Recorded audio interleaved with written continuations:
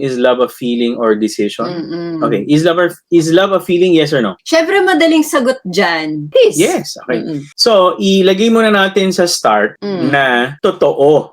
Love is a Yes. feeling. Pakiramdam siya, yung kinikilig ka, yung sleepless ka, you're yearning ka makita yung tao. So, love, yes, love is a Yes. feeling. Lalo na nung bata tayo, di ba? Parang, nung bata ka ba, may nagturo sa'yo na love is a decision? Ako wala. Wala din. Alright? So, pareho kami ni Maricara, when we were young, nobody taught us Nobody really said it.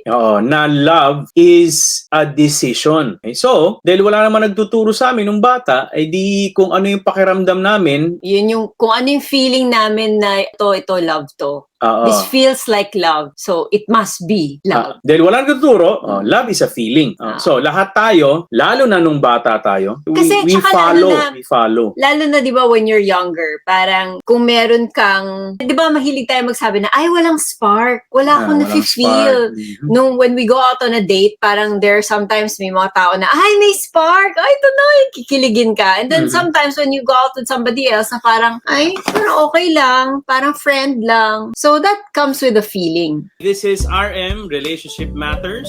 Your online ninong and ninang saying, wag Pera-pera lang ang pagkuha ng ninong at nina.